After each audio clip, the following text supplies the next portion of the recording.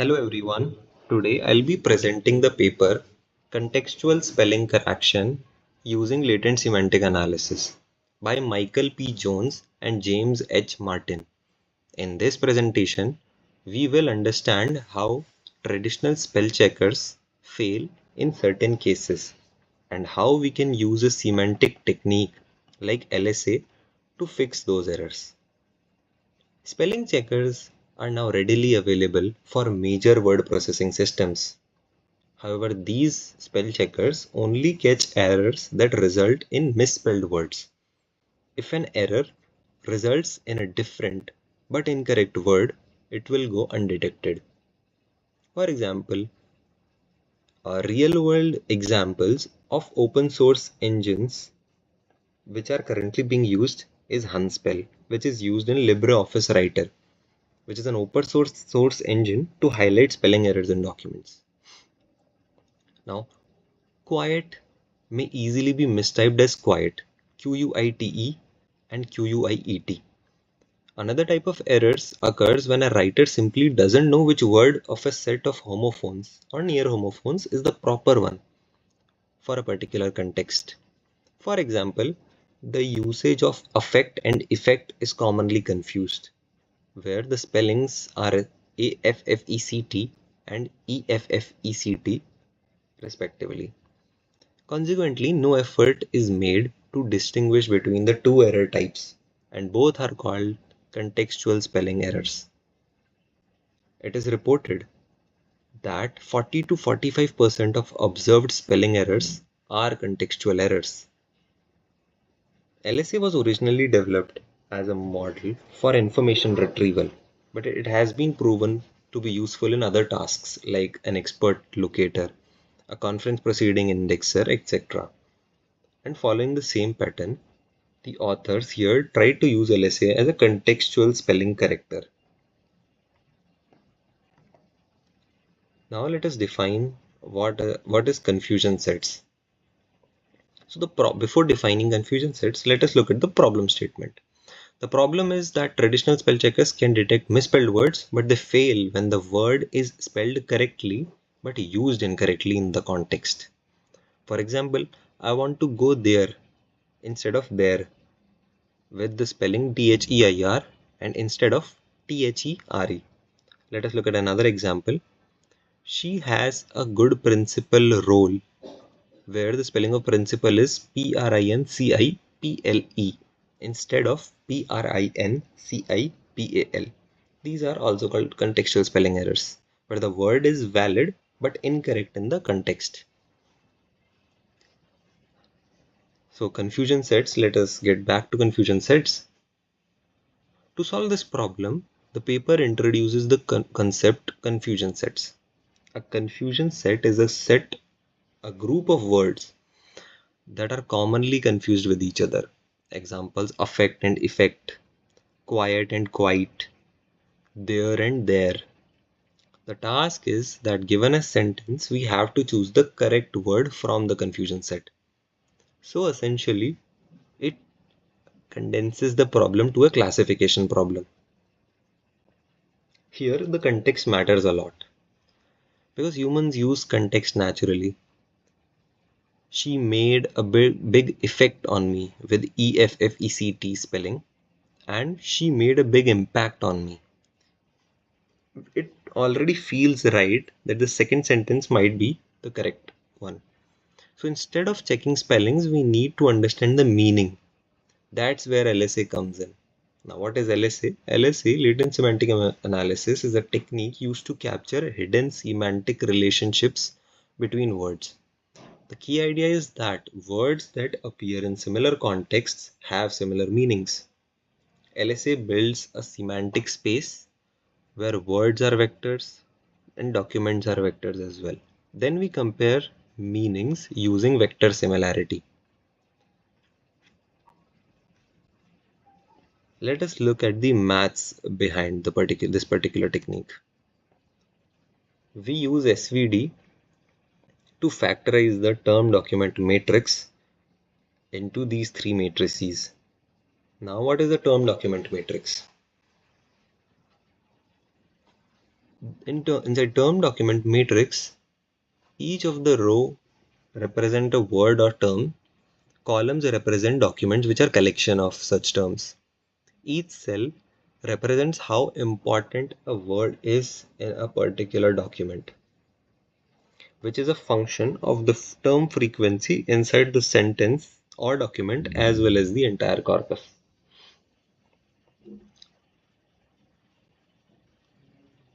Inside SVD, the matrix X, this term document matrix, is decomposed into the term vectors, singular values, and document vectors.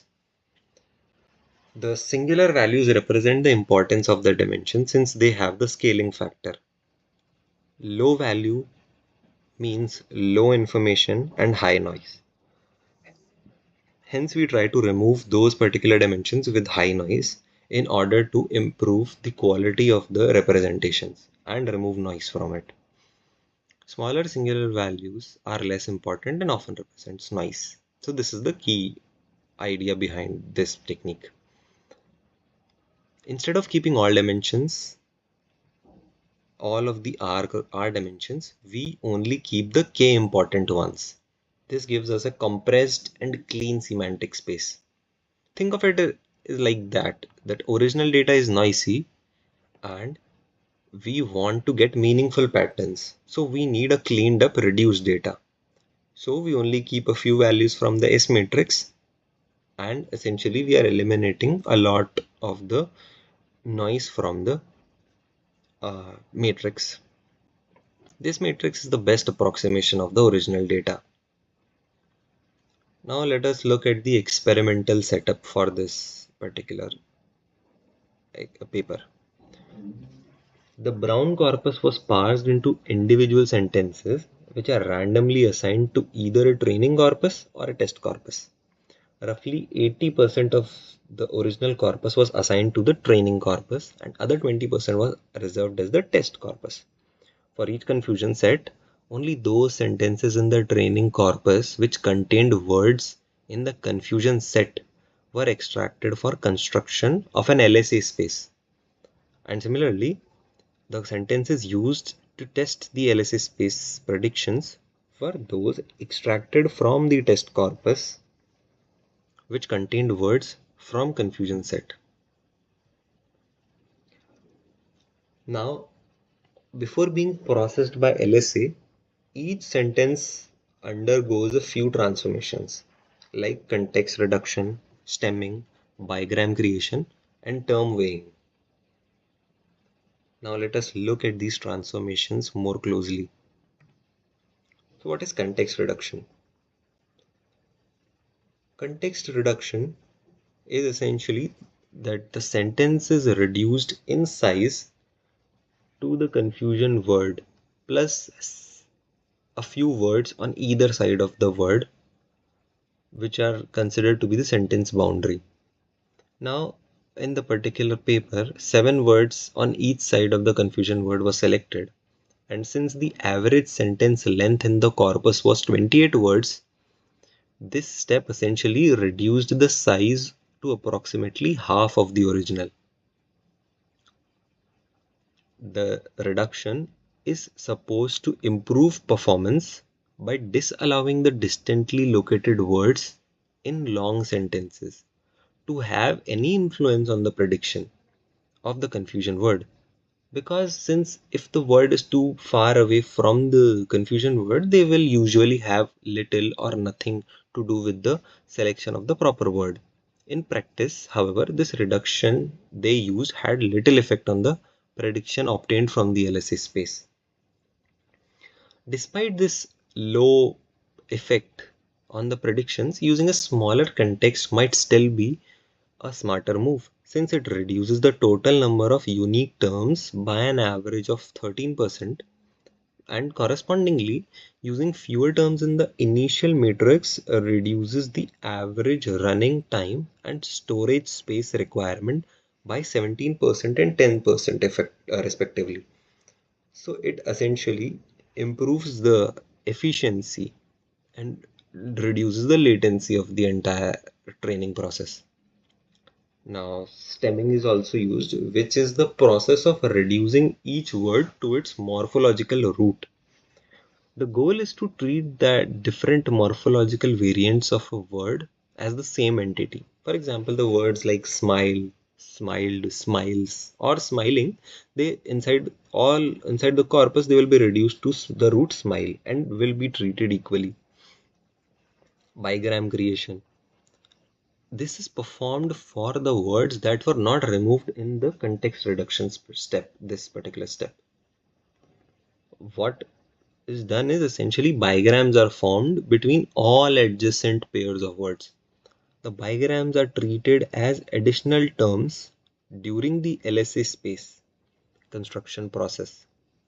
In other words, bigrams fill their own row. They'll have their own separate row inside the LSA matrix, just like other terms. And the last form of processing done was term weighing, which was an effort to increase the weight or importance of certain terms in the high dimensional space. So basically, a local and a global weighing was given to each and every term of the sentence. The local weight was a combination of the raw count of the particular term inside the sentence. So it is just the counting of the term in the particular sentence or the document in the term's proximity to the confusion word, how closer it is to the confusion word. Whereas terms located nearer to the confusion word, which are closer to the confusion, they should be given additional weight, since we already discussed that they should have like a more impact on which word to be chosen from the confusion set. The local weight of each term is then flattened by its log 2. The global weight given to each term is an attempt to measure its predictive power in the corpus as a whole. The global weight given to each term was to measure the power, the predictive power in the corpus as a whole. Like if a particular term is visible inside the corpus a lot, then it might not be that important of a word. It might be like a filler words of and those. Now the exact formula for term weighing is this, where WTS is the final weight, FTS is the term frequency in the sentence, DT is the distance from the confusion word, capital D is the maximum distance window, and PTS is the term probability, and capital N is the number of sentences. From this formula itself, it is visible that since a dt, 1 minus dt will be negatively inversely proportional to WTS, and dt is the distance from confusion word. So if we increase the distance from the confusion word, then the weight for that particular term decreases, and divided by d, so that is directly proportional, and n is the total number of sentences inside the corpus. Now, how does prediction actually happen? So the prediction method is simple. It is a cosine based similarity method, where we try to find the basically vector. So cosine method is generally used when we have like a high dimensional vector and we try to find the similarity and rank on the basis of that similarity. The formula for cosine is that cosine of a, like vector a and b, is a dot b divided by the magnitude of a multiplied by the magnitude of b. So what we do is we remove the original word from the sentence and then we try to insert each of the confusion word. Then each of these new sentences achieved are transformed into vectors, and these are then compared with the word vectors. And for this particular comparison, cosine similarity is used. The word having the highest similarity is selected out of the confusion set and is the prediction for the model. Now, to compare and measure the performance of this particular technique, a baseline model was also selected. This baseline model ignored the context completely. So it is essentially a context blind predictor, which will always choose the most frequent training word inside the corpus. So let us say that inside the corpus, 100 times principal was used. Principal word or term was used. Out of the 100 times, 58 of the times this particular spelling was used, Principal, and only 42% of 42 times this principal Principle was used. So this particular baseline system will always select principal out of the set, since regardless of the context that is present.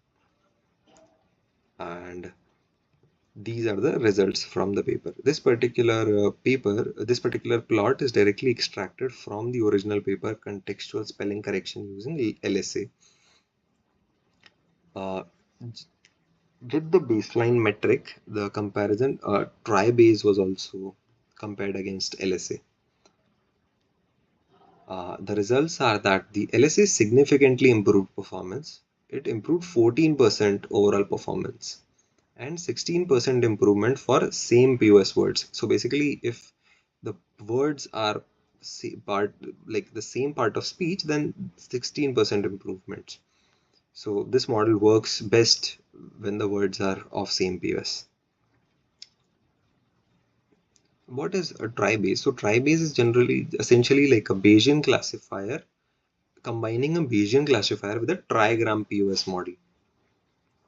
So the key takeaways from this particular plot is that LSA is better for semantic similarity. However, TRI-BASE may be better when POS matters. Now, the performance can also be tuned using a particular performance tuning technique. So removing the words like the, of improved results significantly, since these words are filler and will appear almost everywhere, and they don't contribute much to the actual word being used out of the confusion set. And removing these seemed like led to a jump of more than 13% above baseline and a net increase of 32% by removing poor local context.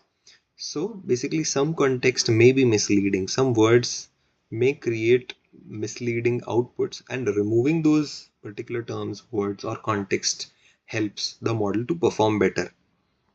And this particular tuning technique focuses on that. Now you can also think of limitations for this particular technique. If we think carefully, one major limitation is that the model assumes every sentence contains an error. But that is in the reality that is not correct. Most of the sentences are correct. So what might happen is that we try to correct each and every sentence, and in the process we might encounter a lot of correct sentences, and trying to make right predictions for those might lead to unnecessary errors. So that is one big limitation of this particular technique. And to conclude, let us summarize the entire presentation and the paper, is that contextual spelling errors are common. LSA captures the semantic meaning effectively, as we already saw, and in the original paper also, the results showed that it was capturing the topics, the meanings inside documents and the entire corpus effectively. This particular technique was outperforming baseline models as already visible in the plot by a large margin.